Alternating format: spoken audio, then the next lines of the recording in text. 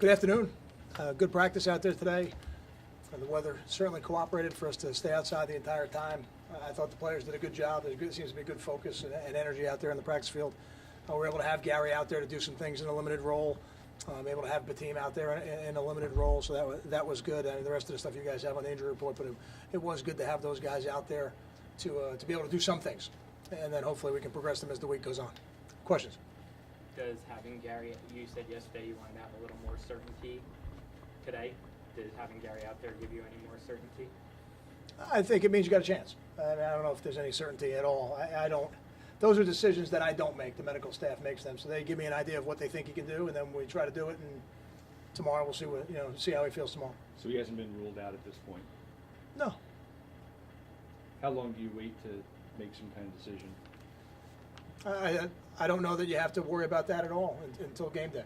If a guy doesn't practice, it's different. But when a guy can do certain things, then you give him the week and see how he feels. So as long as he's in practice, you got time. You can keep it till game time. I mean, you can keep it till game time anytime you want. Yeah. I just think if a guy practices, then it gives you a chance. Collins, because it's a quarterback, I'll ask one more, but did he have to be cleared to practice today as well? I mean, would that be an encouraging sign if he was cleared to practice today, even though it's not contact? The medical staff has complete autonomy when it comes to what the players can physically do in a situation like this. Okay. So for him to be out there, they tell us what they think he can do. There's a lot of communication between myself and Gary and the staff and their protocol, and then we take him out there and we see how he does. So I was pleased. He didn't do a lot today, but we were pleased with what he did. There's a report that Brandon Allen might not play. Just came out today. Did that affect your preparation at all today? It really doesn't. And I listen to what the other coach says, and that's generally what I base things off of. I know there's going to be reports both ways. The reality is this. Brett Bielema has a football team that wants to run the football. That's where it begins. Their backup quarterback is more than capable of throwing the passes that they want to throw, so they will threaten us down the field and in any way they need to from a passing game standpoint.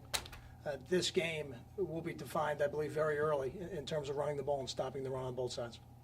Do you need to see in the run game significant improvement from the corners and safeties when it comes to just tackling?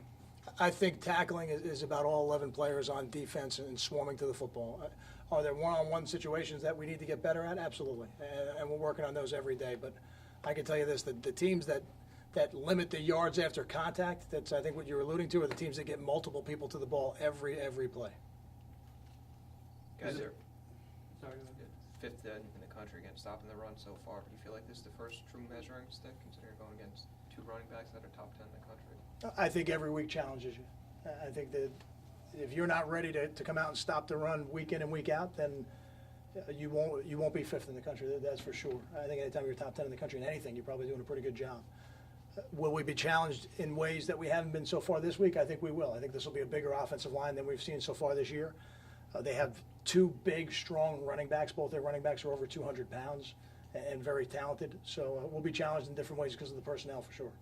In terms of the run being decided early, on both sides, how much does emotion play into that, and a strong sense of urgency, and how does the emotion play into the physicality of the run game on both sides? I think emotion is one of the key components in the game of football in general.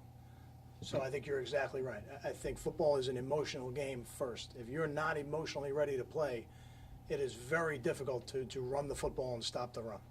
And not to belittle any previous opponents over the last couple of weeks, is this sort of a different animal in terms of the atmosphere, the excitement for the fans, players inside the building around here? I think every week presents different challenges.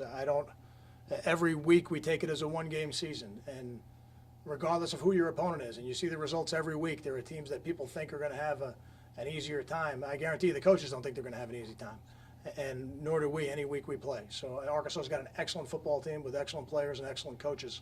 It'll be a tremendous challenge for us this week. I think there'll be an excitement level in our fan base and in the stadium because of what this program represents for the first time coming to Piscataway. I'm not naive to that, but our excitement for the football game is an opportunity to be 1-0. I saw Tyler Croft get, I believe, 2 catches in the opening series on Saturday. Is his role maybe going to grow a little bit going forward here? I think that depends on who you play and what the coverage structures are, and the majority of the passes we call, there's a progression for the quarterback that he has to go through to decide where he's going to go with the ball. And we're very comfortable throwing it to Tyler. We believe he'll catch it, and we think he can do some stuff after he catches it. Oh, is there any change in your thinking on how you're gonna allot the carries after Paul James? No, not right now. You know, Paul will be out there for the first 2 series. Savon will take the 3rd series, and then we'll go from there, just like we have the first 3 games. Kyle, Carew had a big opener against Fresno State and hasn't had as many opportunities since then. Is it what defenses are doing? Is it game plan?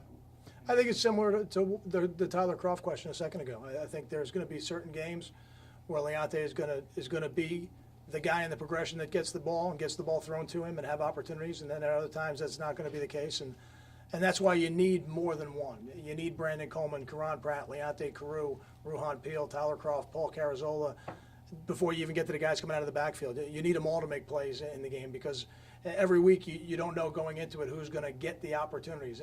But they're coming. At some point this season, they're coming. And for Leonte, they were a little bit earlier, and he made the plays for us. And last week, Tyler made a few plays. Kevin, for 2 more. Kevin played both strong side and weak side with Jamal out, with Jamal being out again. What goes into the decision of where Kevin's going to play, when and where? I think we go into the game saying he's going to do both. You know, we've got guys in L.J. Liston and Davon Jacobs and Quentin Gauze who are going to be really good players in our program, but are a little bit younger right now, and they're going to play in this game. But Kevin is a little bit more of a proven commodity, so as those guys rotate into the game, I think Kevin will be the constant, and he'll play in both spots.